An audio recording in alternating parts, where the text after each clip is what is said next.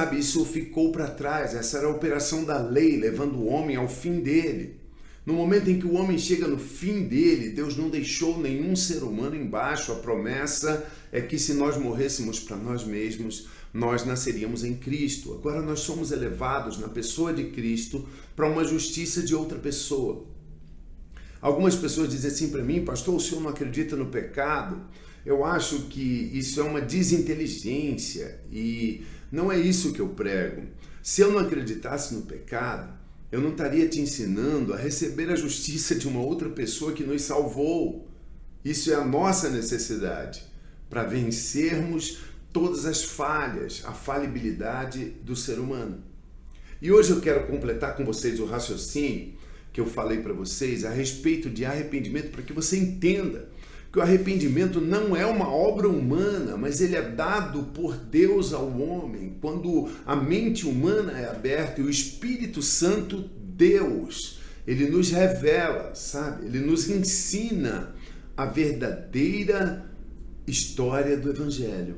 Quando ele nos revela que o Evangelho não é uma obra para nós fazermos, quando ele tira o peso e o jugo de cima de nós, e nós começamos a acreditar no que Jesus fez, e nos colocamos no lugar onde Jesus nos levou a estarmos. E quando nós somos justiça de Deus, nesse momento, nós estamos passando pelo verdadeiro arrependimento. E agora nós somos aptos a receber, a drenar de Deus, somos aptos a usar a Deus. Nesse momento, nós somos qualificados a assumir a nossa herança como filhos maduros.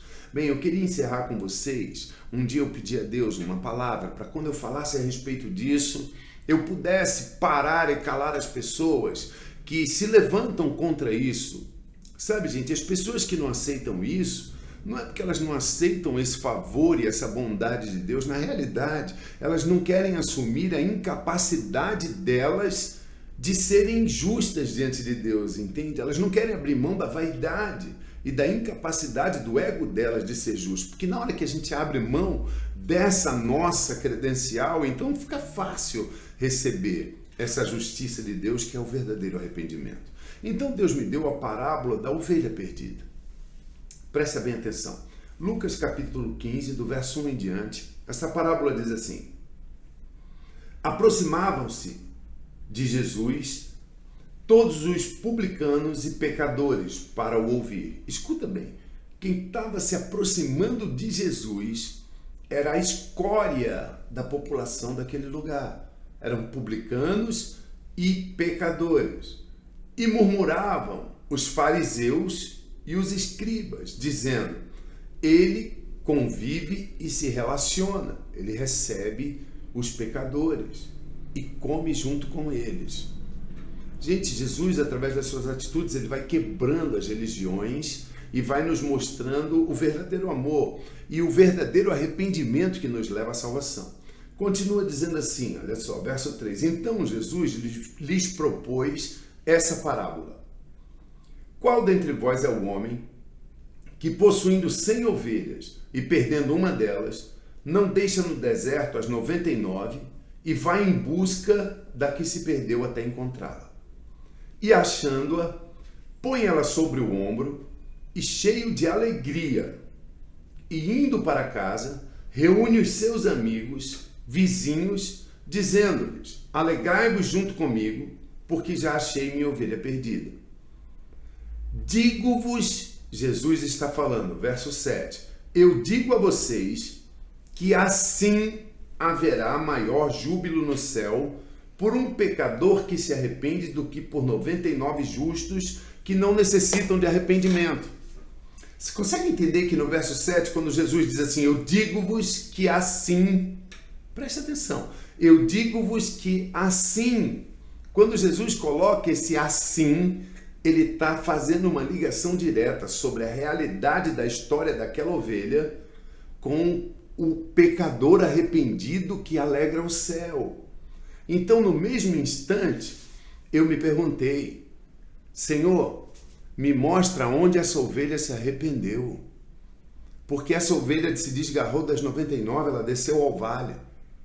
Essa ovelha, ela não mudou de ideia, ela não voltou sozinha. Esse pastor foi buscá-la lá no vale. nem sequer voltar andando do lado dele, ela voltou. Porque a Bíblia diz que ele botou ela no ombro e trouxe com a força dele de volta. E eu quero entender aonde essa ovelha se arrependeu para que ela seja o parâmetro do arrependimento perfeito. Então Deus me disse, essa ovelha, ela abriu mão de suas forças e de sua capacidade de voltar. E nem sequer sua habilidade para se locomover ela usou. Mas ela subiu nos ombros desse pastor. Ombros é um símbolo de força. E ela permitiu que a força desse bom pastor trouxesse ela de volta para o convívio e para o lugar da luz. Então Deus diz, esse é o arrependimento que traz alegria para o céu. Você consegue entender? O verdadeiro arrependimento? Abrir mão de toda a nossa força e permitir que o nosso Salvador nos conduza à vida. Preste atenção nisso. Ele diz que isso traz mais alegria ao céu do que 99 justos que não precisam de arrependimento. Você acredita mesmo que exista 99 justos que não precisam de arrependimento? Você acredita mesmo que exista um único justo que não necessite de arrependimento? Então escute, isso não é um fato que Jesus está dando, mas isso é uma ironia que está sendo levantada para que os fariseus e os escribas entendessem que mais valiam aqueles que estavam sentados ouvindo do que eles que estavam praticando toda aquela legalidade. Que Deus abençoe vocês.